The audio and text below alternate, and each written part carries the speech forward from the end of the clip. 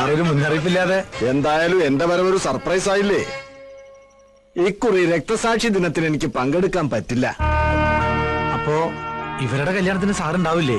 എന്ത് ചെയ്യാനാ, എക്സിക്യൂട്ടീവ് മീറ്റിംഗാ, തനിക്കറിയാവുന്നല്ലേ.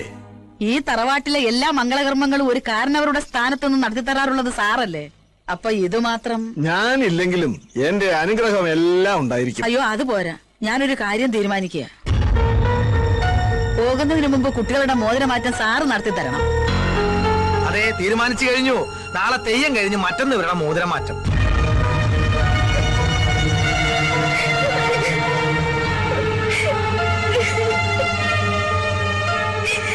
മോളെ, ദൈവം സാക്ഷിയായി ഇങ്ങനൊരു ചടങ്ങ് നടക്കരുത്. അതിനു മുൻപ് നിങ്ങൾ എങ്ങോട്ടെങ്കിലും രക്ഷപ്പെടും. അല്ലാതെ നിങ്ങൾ ഒരുമിക്കാൻ ഒരു വഴിയും കാണുന്നില്ല. സ്വന്തം മകളോട് ഒളിച്ചോടാൻ അപേക്ഷിക്കേണ്ട ദുർവിധി ഒരമ്മയ്ക്കുണ്ടാവില്ല.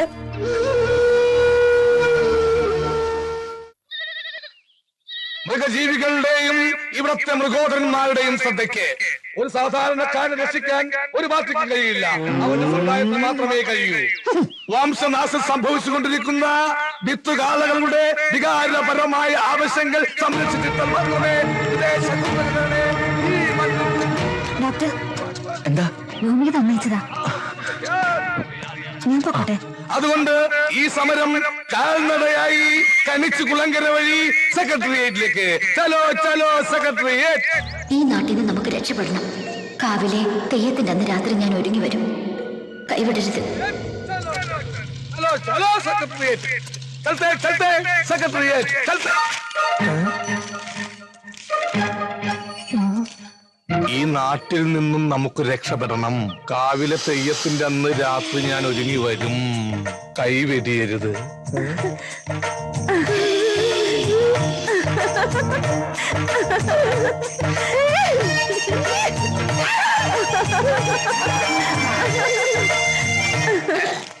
ചില സാങ്കേതിക തകരാറ് മൂലം എന്റെ സെക്രട്ടേറിയറ്റ് യാത്ര കാവിലെ തെയ്യം കഴിയുന്നവരെ മാറ്റിവെച്ചതായി ഞാൻ അസന്നിധമായി അറിയിച്ചുകൊള്ളുകയാണ്.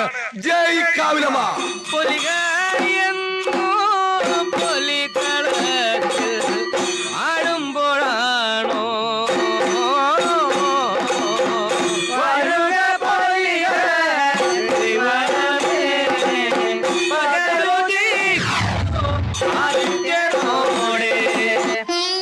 ഒൻപത് മണിയെന്നല്ലേ പറഞ്ഞത്? ആരുടെയും കണ്ണിപ്പെടാതെ രക്ഷപ്പെടണം. കാവിലമ്മ കൂട്ടിനുണ്ടാവും. കാവിലേക്ക് തന്നെയല്ലേ? എന്തേ വല്ലാത്തൊരു ഒരുക്കം. ഓല അഴിക്കുന്നതിന് മുമ്പെങ്കിലും കാവിലെത്തണം. പാടി. വൈദ്യരെ,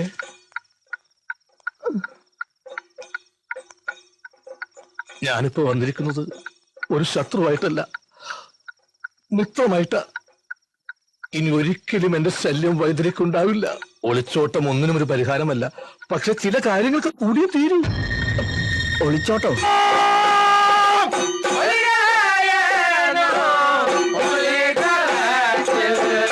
ഇവിടെ ആരും വരില്ല.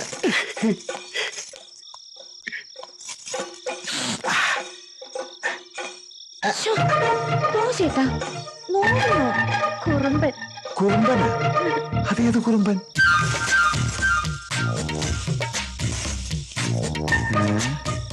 ഇതൊന്ന് അറിഞ്ഞിട്ട് തന്നെ കാര്യം. വേണ്ട.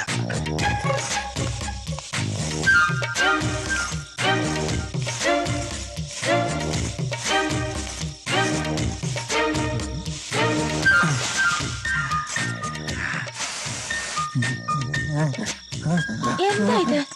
കള്ളൻ. ആരോട് ഇവിടെ സംസാരിക്കുന്നത്? പുറകെ പോയി നോക്കാം. വളകളോടെയും അണിയാത്ത വളകൾ ഇതുകൊണ്ട് മിന്നിപ്പിച്ചേക്കണേ.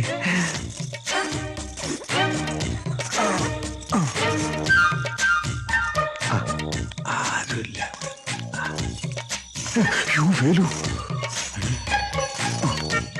ഇവിടുന്നു ചേട്ടൻ പോയിട്ട് ചേച്ചിയായിട്ട് വേഗം വരാട്ടാ.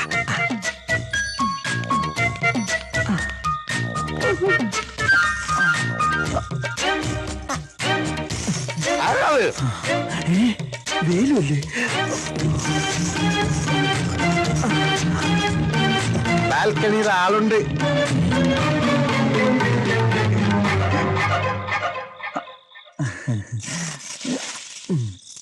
ഇതെന്താ ഈ പാതിരാത്രിയിലെ തേന്മാവിൻ കൊമ്പത്ത്? അതെ, ചക്ക പഴുത്താന്ന് നോക്കാൻ വേണ്ടി കയറിയതാ. മാവിലല്ലേ? പിന്നെ പ്ലാറ്റ്ഫോം ടിക്കറ്റിൽ ഏതൊരു തെണ്ടി അകത്ത് കയറിയിരിക്ക. ഞാൻ ഈ ഹൈക്കമാൻഡിൽ കയറി ഒന്ന് നിരീക്ഷണം നടത്താന്ന് കരുതി. നീ എന്താ ഇവിടെ? ഞാൻ ചിട്ടി പിടിക്കാൻ വന്നതാ. തെയ്യം പ്രമാണിച്ചകത്ത് നറുക്കെടുപ്പ് നടക്കിയ. ആണോ? ആ ഭാഗ്യവാൻ ആരാണോ? ഞാനാണ് ആ ഭാഗ്യവാൻ. ചുവന്ന പട്ട് സാരി ഉടുത്ത് വെള്ള മുല്ലപ്പൂ ചൂടി രത്നക്കല്ല് പതിച്ച സ്വർണ്ണമാല അണിഞ്ഞ എന്റെ രത്നത്തിന്റെ ചുമലിൽ ചേർന്ന് ഇരിക്കുമ്പോ നിന്റെ കെട്ടിയോൻ ആ കാലമാറിനാകാൻ എപ്പ കയറി വരുമോ? അതിന് ചേട്ടൻ ഇപ്പൊ വിയൂർ ജയിലല്ലേ? ഓ, അയാൾ ജയിൽ ഇടിഞ്ഞാലും പുറത്തിറങ്ങാതിരുന്നെങ്കിൽ നീ എത്ര ധന്യായാലും ഞാനും. രത്നം, രത്നം, കാള കാള ഓച്ചിറ കാള. ഞാൻ വന്നു, വാതിൽ തുറക്ക്. അവൻ എന്നെ കണ്ടാ നമ്മളെ എല്ലാ ദിവസവും പൊളിയും. ഞാനിപ്പോ എവിടെ ഒന്ന് ഒളിക്കാ. എന്താ വരുന്നോ? വേഗം തുറക്ക്, നിന്റെ വേലി വന്നനാ. അത് കാളേന്. ഇപ്പൊ പുറപ്പെട്ട നേരം വെളുക്കുന്നതും പോച്ചിറെത്താം. ഓച്ചിറയോ? രത്നം, നിനക്ക് വേണ്ടി എല്ലാം ഉപേക്ഷിച്ചു വന്നവനാ ഞാൻ. ഒടുവിൽ കാലം മാറിയത്. എന്റെ അമ്മ ഉദയ വരുന്ന പുതിയ ചിട്ടിക്കാരൻ. ഇവള് ചിട്ടിയല്ല, ബാങ്കാ. ഇത് സാധാരണ ബാങ്കല്ല, സഹകരണ ബാങ്കാ. 3 പേരെ കൊന്നിട്ട് ജയിലിൽ പോയി തിരിച്ചു വരുന്നുള്ള ഭർത്താവ് പിടിച്ചിരുന്നു. ചേട്ടൻ ജയിലിൽ ചാടി. ചാടിയോ? നീയോ? നീയോ? മിണ്ടണ്ട, തർക്കം വേണ്ട. ഇപ്പൊ നമുക്ക് രക്ഷപ്പെടണം. എന്റെ ഈശ്വര, ചേട്ടന്റെ കണ്ണുപെട്ട വെട്ടിക്കൊല്ലും. ഇതുകൊണ്ട് രക്ഷപ്പെട്ടോളൂ. അയാളെ കൊന്നിട്ടോ? അല്ല, പിന്നെ നിങ്ങൾ ഇയാളെ വെട്ടിക്കൊല്ലാൻ വന്നപ്പോ ഇങ്ങോട്ട് ഓടി കയറിയതാന്ന് ഞാൻ പറഞ്ഞോളാം.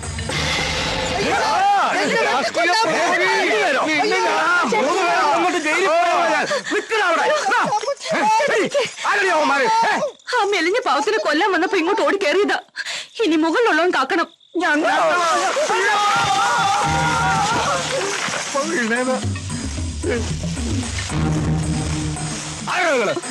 വേലു ആദ്യം കൊല്ലാൻ ഓടിച്ചിട്ടത്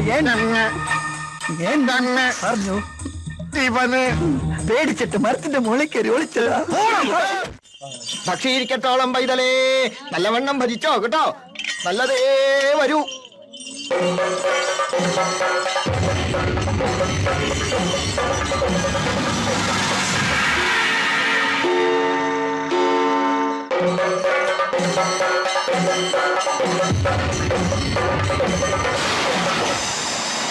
ഗൗതം,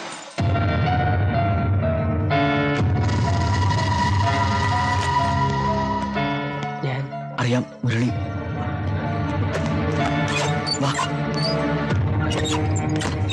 കടവ് കടന്നതും ആരോ ഒരാൾ എന്നെ പിന്തുടർന്നു എന്നൊരു സംശയം. അതുകൊണ്ട് ഇങ്ങോട്ട് ഓടിക്കയറിയേ. ഒരു മുന്നറിയിപ്പും ഇല്ലാതെ എന്ത് അവിവേകമാ മുരളി കാണിച്ചത്?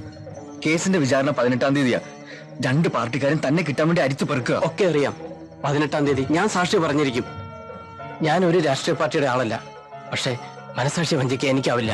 എന്നെ അക്ഷരം പഠിപ്പിച്ച അധ്യാപകൻ ശശിധരൻ മാഷിനെ കോറൂത്ത് രാഘവൻ വെട്ടിക്കൊല്ലുന്നത് നേരിൽ കണ്ടവനാ ഞാൻ. എനിക്ക് എന്റെ അമ്മയൊന്ന് കാണണം. സർട്ടിഫിക്കറ്റുകളും എടുത്ത് എന്നേക്കും ഈ നാട്ടിൽ നിന്ന് രക്ഷപ്പെടണം.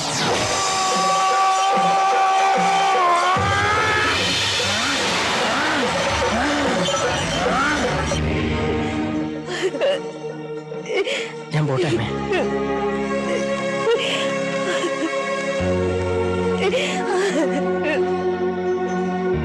അമ്മേ, പോകാൻ മനസ്സുണ്ടായിട്ടല്ല.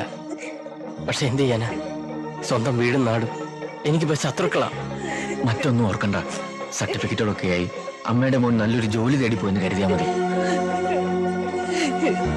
മോനെ, ഒന്ന് കൂടെ ചെന്ന് എന്റെ മോനെ യാത്രയ്ക്ക്.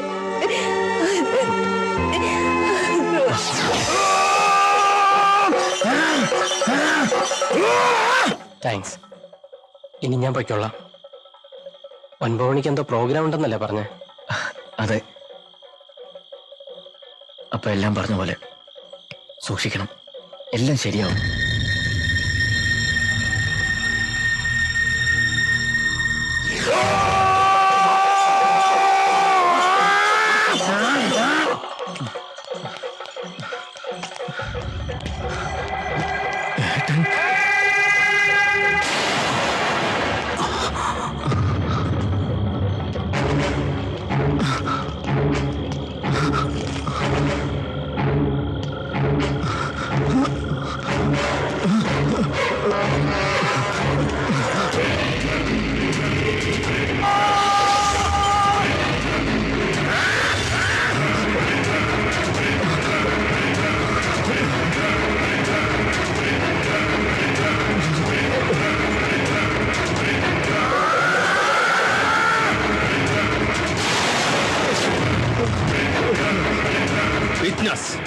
മനസാക്ഷി ജീവനോടെ ഇരിക്കാൻ പാടില്ല.